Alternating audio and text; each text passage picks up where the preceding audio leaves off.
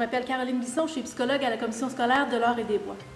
Aujourd'hui, concernant le stress, on va se demander si vous êtes capable de réagir adéquatement face aux situations de stress et d'anxiété. Les stratégies reconnues efficaces pour réagir à ce stress-là sont relativement simples et je suis certaine que vous en pratiquez déjà plusieurs dans votre quotidien. Avant toute chose, comme individu, on doit pouvoir maîtriser notre propre stress avant de pouvoir aider un autre individu. Ça fait référence un peu à l'image des masques à oxygène dans un avion en cas de dépressurisation, par exemple. Il nous conseille toujours de mettre notre propre masque avant de mettre celui de notre enfant. C'est un peu la même chose pour le stress. Alors, quelques stratégies très simples. Il faut d'abord respirer, bien respirer par le ventre profondément et non par la poitrine. D'autres façons de respirer si on trouve ça un peu ennuyant, on peut chanter, on peut rire aussi.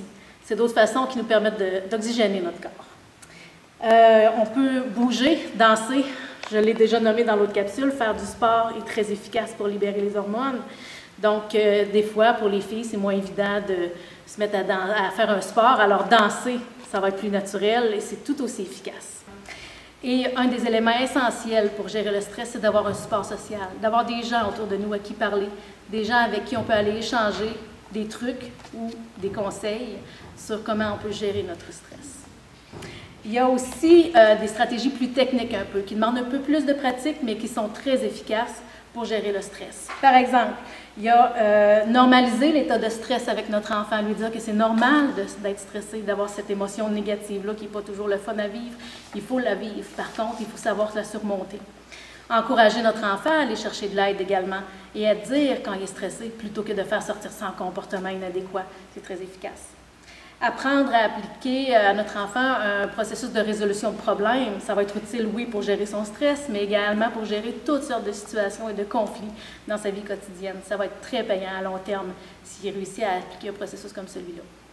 Un de ces processus-là pour aider à mieux comprendre notre stress, c'est de se référer à SPIN ton stress. SPIN comme S-P-I-N, c'est 4 éléments qu'il faut tarder à essayer de comprendre pour voir qu'est-ce qui nous stresse dans la situation.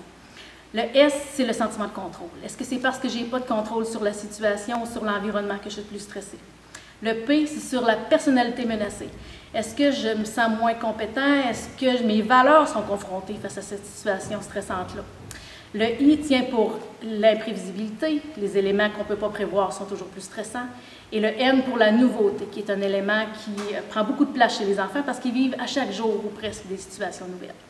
Alors, avec le SPIN ton stress, on peut tenter de mieux comprendre ce qui nous stresse et d'événement en événement, faire des constantes et voir que finalement, dans mon cas, c'est l'imprévisibilité, par exemple, qui m'affecte le plus dans les situations.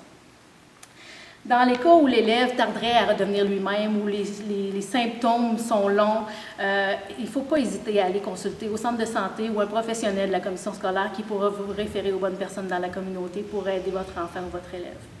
De plus, en terminant, faisons en sorte qu'on puisse supporter les élèves en cette période d'examen, que les élèves sentent tous ensemble que la famille et la communauté vibrent au rythme de la période d'examen.